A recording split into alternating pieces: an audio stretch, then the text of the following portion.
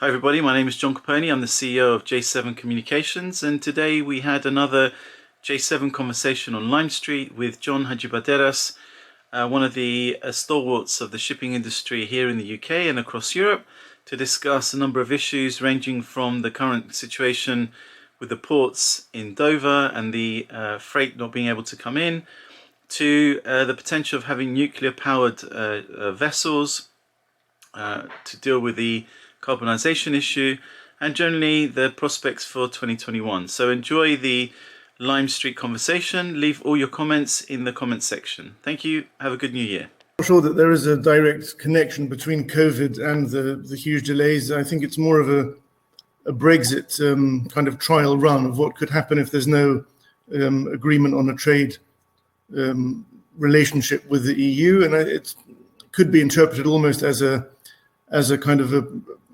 mild punishment for a threat of this is how bad things could get if we don't agree something soon.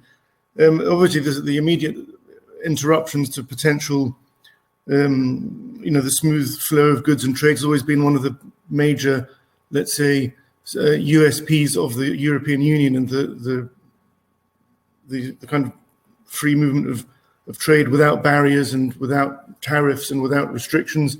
And I fear that this is a taste of what is to come if there isn't a settlement quickly. And because we're on an island nation, of course, the sea is going to be one of the victims of this, sea transportation, and knowing how much of trade comes in and out of the UK by sea as a percentage, and the ports in the UK, then of course we have this big concern that there will be problems in supplies. And I've heard that some supermarkets are now rationing some of their products, which is something that we really have never seen before, probably since the war, and really not COVID related, but it is more, I think, free trade related. Yeah, it must be. Yeah, I mean that's what most people are beginning to say now. That I think Macron has been accused of flexing a little bit and kind of like using this as an excuse to kind of beat the Brits over. But okay, moving forward, I wanted to get your views on an FT article that I will share on screen with you about the flagging,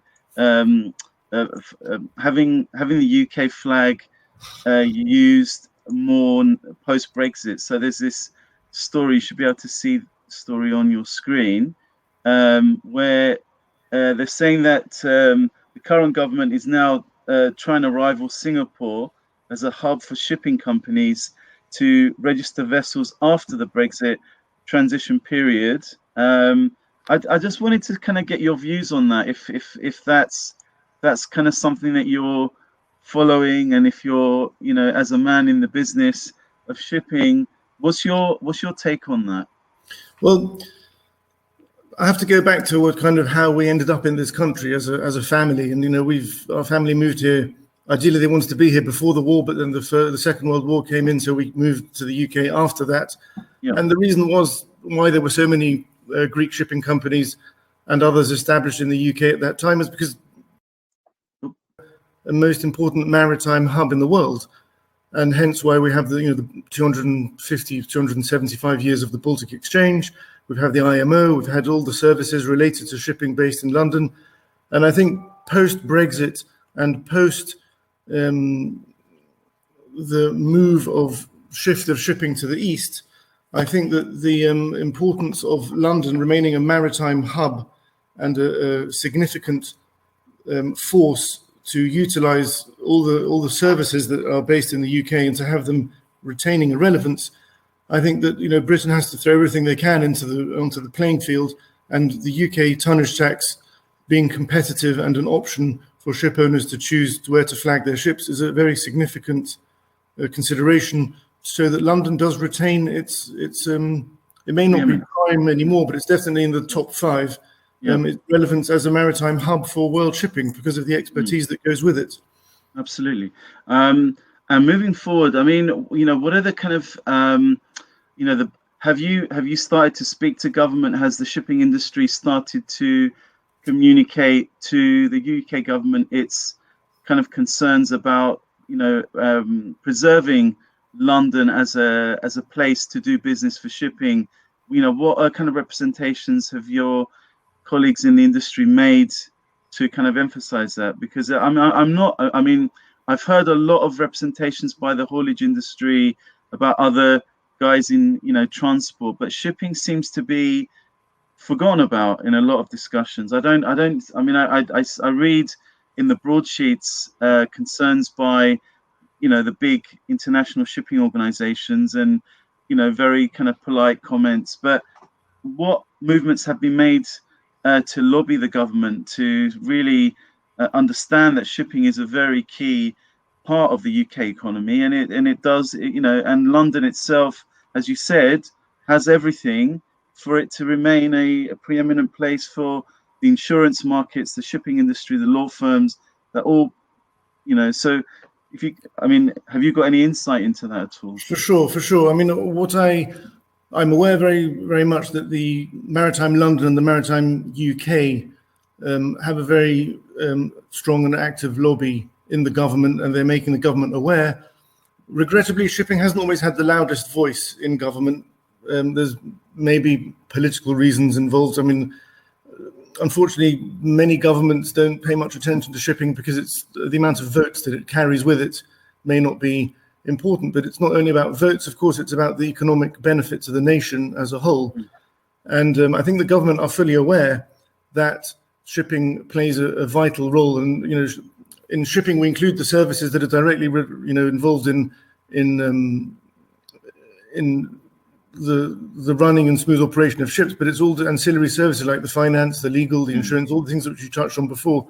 And I think all these aspects the government are aware of, and they are listening very hard to the industry and what they need to do to make things happen. I know that there have been independent reviews commissioned by Lord Mount Evans at the time was chairing this kind of maritime 2050 plan, which was kind of a plan for the coming years of what government and the country needs to do as a whole, again, to retain London's relevance as a main shipping hub and what they can provide to retain that. Right. And actually, if we move to the next issue that I wanted to ask you about, in terms of, the proposed to decarbonize fleets by 2050, I wanted to kind of get your views on that, because I think you've got quite a strong take on that. I mean, there's been an article as well in the FT, I think in the last day or so, about nuclear-powered ships being kind of spoken about again, and that's something that was kind of taken off the table because of the safety issues. But what's your kind of view about ships having to? I think the target is to halve its emissions by 2050, which is a big ask, really. Is a game changer. What's your view on it? And I'll share the article from the FT as well, so you've got it on screen. So whilst you're saying, I'll put that on. Sure. I mean, my starting on this, I always like to put things in perspective and remember that world trade is probably 90% plus is carried by sea, whereas shipping is responsible for, I think, less than 3% of world CO2 emissions, and that's the entire world shipping fleet. So in proportion, I mean, shipping is already a very efficient way of carrying cargoes across the world. So if 90% of the trade only produces 3% of emissions, or less than 3%, I think it's obviously targets need to be set so that the 3% can be reduced. And then we need to have, of course, a target so that we can have something to aim towards. I think there have to be attainable targets that can be commercially viable for ship owners, bearing in mind that ships have a very large capital investment, which is all risked by the owner. Any upgrades are always paid for by the owner. It's not like a car where you say, you need to come in and fit a catalytic converter, and then the car manufacturer will fit it at his expense. This is all on the owner's pocket.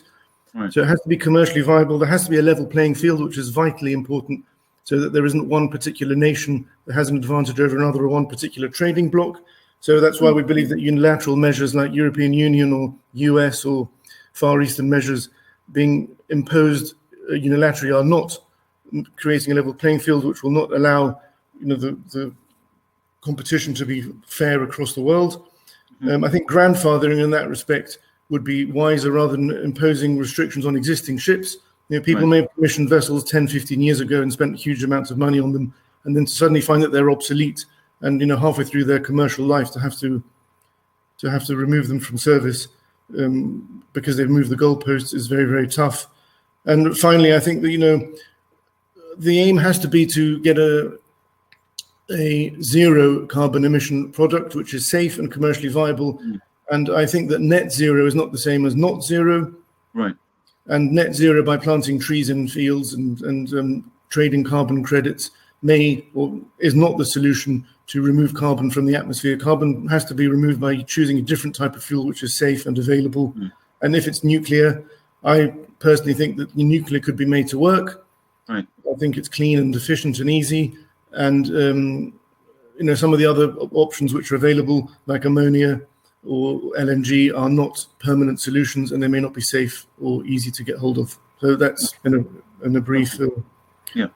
And in terms of the, because we had a meeting at our offices that you attended as well. We had the Secretary General of the International Chamber of Shipping, and he was calling for seafarers to be classified as key workers. What's your view on that? Do you buy into that? I'm very much for that. I think seafarers have had a very rough deal this year. 300,000 or 400,000 seafarers have all been unable to repatriate or get home or join ships. It's been very difficult to carry out repairs and inspections on ships by shore personnel as well. Since the meeting that we had in your offices, I'm very pleased to see that the UN followed up on the ICS's input, and we've had, I think, 45 plus nations have now nominated seafarers as key workers. And of course, what this means is that they will get vaccinated sooner than everybody else, despite their age, and it will be because of their profession. And this will give them a passport to travel much more freely, especially in the view that their mental health has been suffering. And regrettably, in recent years, many seafarers have been treated as criminals rather than as offering a vital service and supply line to world trade. So I'm very much for that, and I hope that many more nations sign up. And sort of in closing as well, we've had reports of increasing threats to crews who are sailing around Africa, and what are your views in terms of eradicating those threats? It's increasing, and the threats are growing apparently. I'm reading just Lloyd's list and the news reports in the national papers, and it seems to be kind of an increasing threat where they're taking crews on shore, demanding money to release them, and it's and they're big figure ransoms. They're not small amounts. So as someone in the industry who knows shipping fleets well, John, what's your view on this? First of all, I think it's disgraceful that the crew members are used as pawns in this horrible. It's almost an act of terrorism. The crew members have no responsibility or any obligation, or they're totally nothing. As neither of the ships or the ship owners or the cargo carriers in most cases.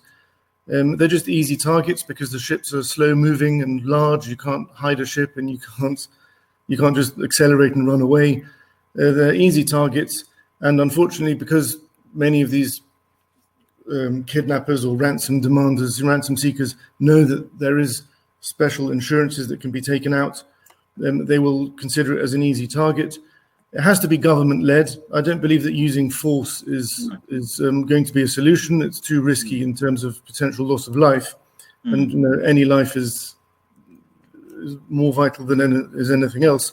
However, it has to be IMO/UN led, and governments need to intervene to make sure that the domestic issues which result in people resorting to this kind of action to get quick, easy money, well, it's not necessarily quick or easy, but they think it is. It needs to be from a government level, and I think the only person who can do that is the United Nations. Okay.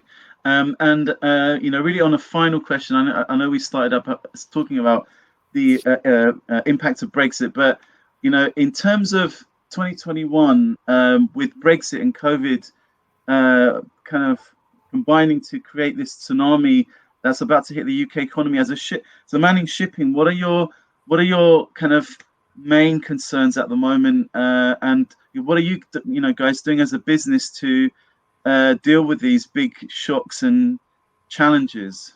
Well, I think the biggest concern is, as I said earlier, the disruption of the smooth flow of trade is critical. I think the imposition of tariffs will also be hugely disruptive, because there will be, possible affecting volumes of cargoes moving in and out of the UK and Europe and other places as well. And I think that this will have a knock-on effect and potentially affect services, and specifically London, which is a huge service hub for Europe. If the insurance, banking, and legal services are disrupted because of the imposition of tariffs and an inability to carry out your business in a friendly way with Europe, then the consequences could be very, very severe for the UK economy. And that's on top of the already huge disruption that COVID has caused. So yes, we could be in for a very, very bumpy couple of years, but we do hope that some sense will prevail and things can be resolved